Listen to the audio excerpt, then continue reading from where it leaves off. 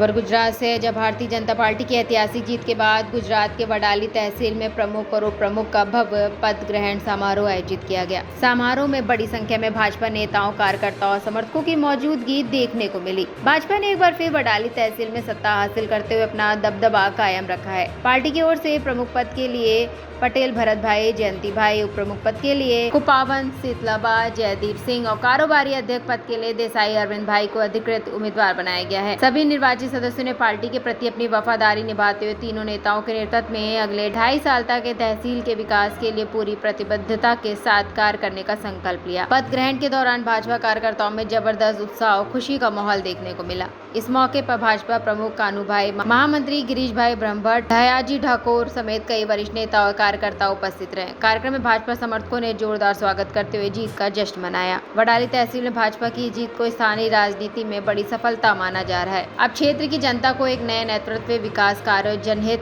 योजनाओं को गति मिलने की उम्मीद है। साहब, तालुका पंचायतની ચૂંટણી જીતાડવાની જવાબદારી જે પક્ષે તમને સોંપી હતી મહામંત્રી તરીકે, તે વિશે શું કહેશો?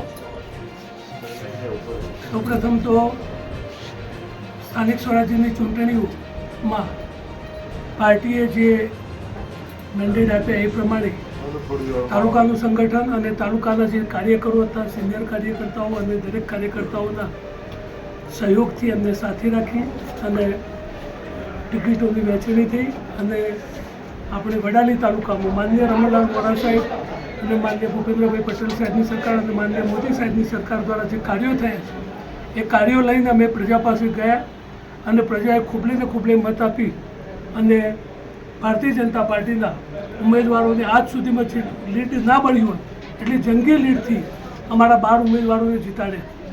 એ બદલ હું વડાલી તાલુકાની જનતાનું, હું ભારતીય જનતા પાર્ટી વડાલી વતીથી ખૂબ ખૂબ આભાર માનું છું। પાર્ટીએ ઉપપ્રમુખની જવાબદારી આપી છે, તો તાલુકાના વિકાસ માટે શું કરશો આપ?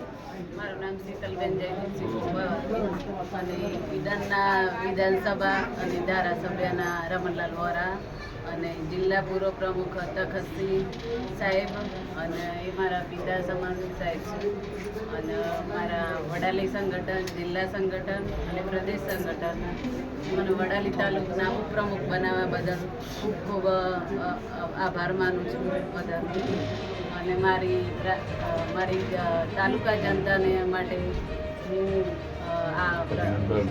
આવા પ્રધાનમંત્રી આવાસ યોજના માટે કોઈ પણ મકાન બાકી નહીં રહે એ માટે હું ખૂબ 100% પ્રયત્ન કરીશ અને તાલુકા મહિલા મંડળની પણ વિધવા સહાયની પણ તપાસ કરીને અને સહાય પૂરી કરીશ અને ગામોમાં પાણીનો પુરવઠો, ગટર, પાઇપલાઇન અને બીજી લાઇટો, એ બધી સુવિધાઓ, જરૂરિયાતો બધી પૂરી કરીશ અને બધાનો ખૂબ ખૂબ આભાર। ભાઈ સાહેબ, તાલુકા પંચાયતના પ્રમુખ તરીકે પાર્ટીએ તમારા પર વિશ્વાસ મૂક્યો છે, શું કહેશો આપ એ વિશે?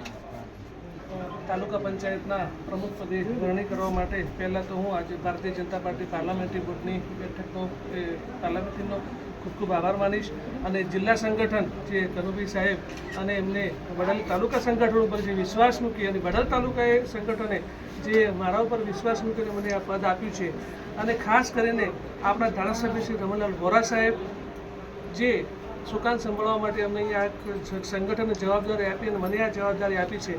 અમે આજે પ્રમુખ પદ ગ્રહણ કર્યું છે અને લોકોના કામ કરવા માટે, આજુબાજુના ગામડાઓના જે વિકાસ કરવા માટે આપણે જે ભૂપેન્દ્રભાઈ સાહેબની રાહ પ્રમાણે જે કંઈ વિકાસના કાર્ય થશે અમે ખૂબ કાર્યો આગળ વધારશું અને આજે હું જનતાનો પણ ખૂબ ખૂબ આભાર માનું છું કે અમને ભારતીય જનતા પાર્ટીને ખૂબ બહુમતીથી જીત અપાવી અને અમને અહીંયા બેસાડ્યા છે।